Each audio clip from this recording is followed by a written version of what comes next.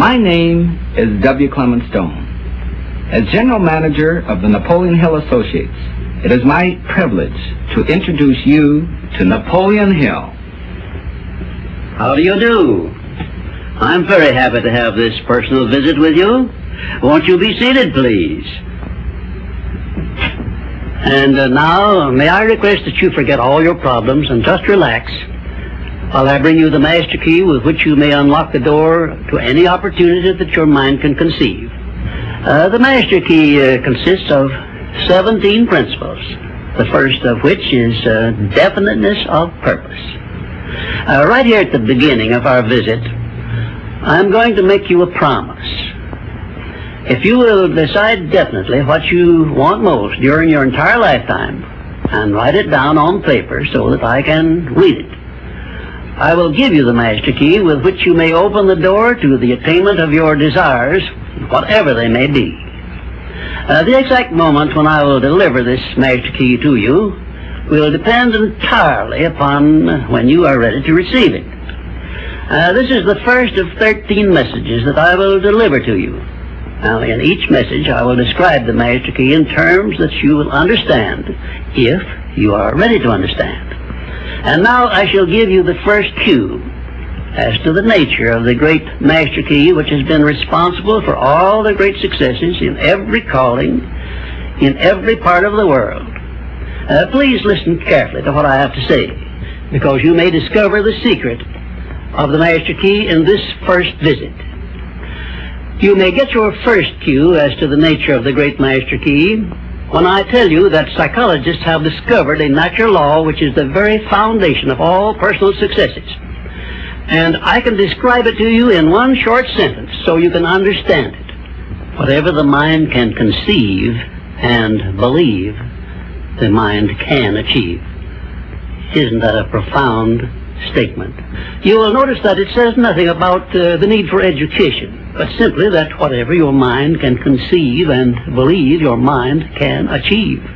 Now, if you want evidence that the mind can achieve whatever the mind can conceive without the benefit of formal education, you only have to remember that Thomas A. Edison conceived the idea of becoming an inventor and lived to become the world's greatest scientist in the field of invention, with only 3 months of common school education. When I first heard Andrew Carnegie describe this natural law, which makes it possible for you and I and everyone else to write his own price tag in life and attain it, I became so enthused over it that I began to search for the power back of it, and my curiosity led me finally to the discovery of the master key, which I shall reveal to you if you are ready to receive it.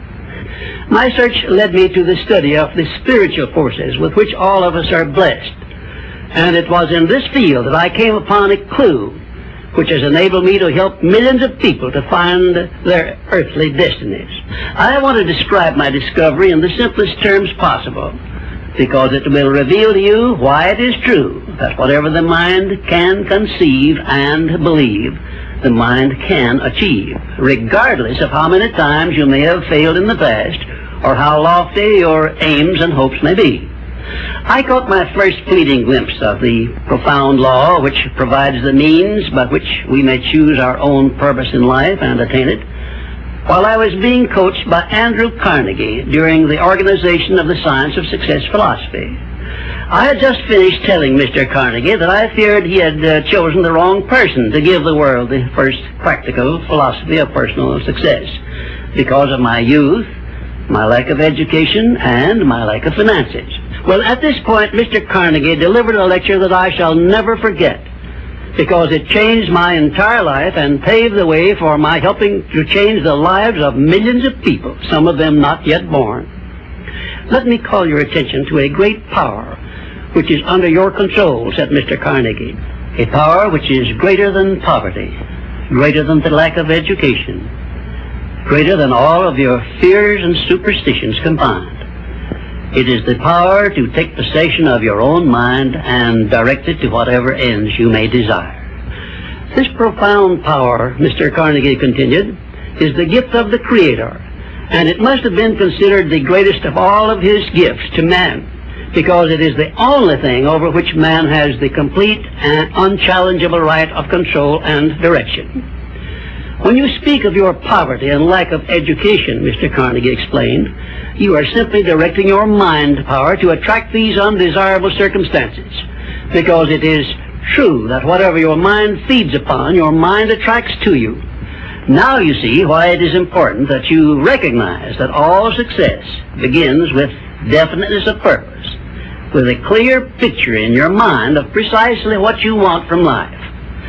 Then Mr. Carnegie continued his speech with a description of a great universal truth which made such an impact upon my mind that I began then and there to give myself a new outlook on life, and I set up for myself a goal so far above my previous achievements that it shocked my friends and relatives when they heard about it. Everyone, said Mr. Carnegie, comes to the earth plane blessed with the privilege of controlling his mind power and directing it to whatever ends he may choose. But, he continued, everyone brings over with him at birth the equivalent of 2 sealed envelopes, one of which is clearly labeled the riches you may enjoy if you take possession of your own mind and direct it to ends of your own choice, and the other is labeled the penalties you must pay if you neglect to take possession of your mind and direct it. And now let me reveal to you, said Mr. Carnegie, the contents of those 2 sealed envelopes. In the one labeled riches is this list of blessings. 1, sound health. 2, peace of mind. 3, a labor of love of your own choice. 4, freedom from fear and worry. 5, a positive mental attitude.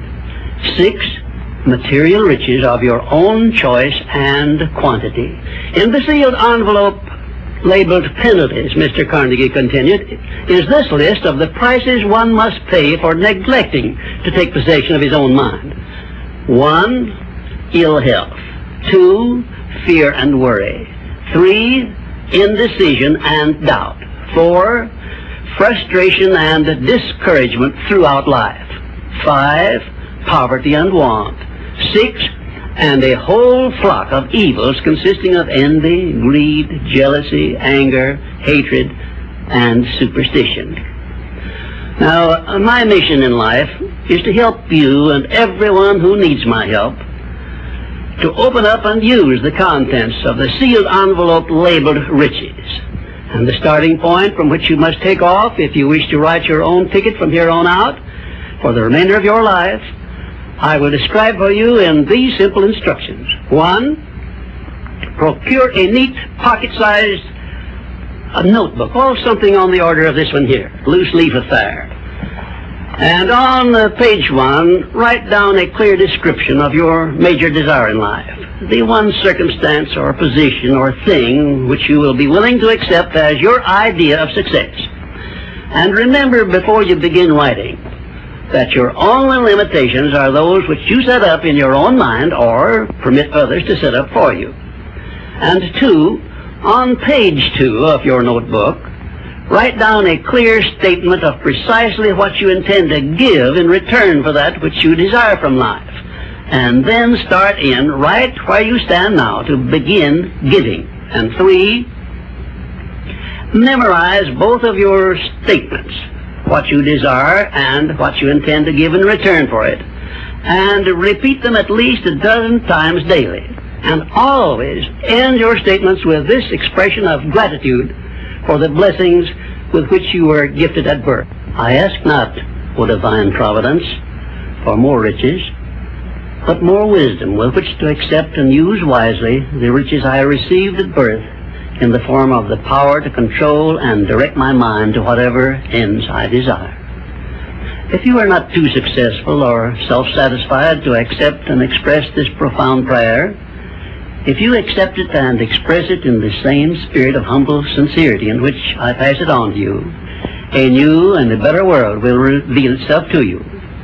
A world in which you will see reflected the circumstances and the things which you yourself have created. In my next visit, I will give you a description of the second principle of success, through the application of which you may make use of the education and experience of other people, and get the necessary help you may need in attaining your definite major purpose in life. And now let me close this, our first visit, with my favorite expression of gratitude. O divine providence, I ask not for more riches, but more wisdom with which to make wiser use of the riches you gave me at birth, consisting in the power to control and direct my own mind to whatever ends I desire.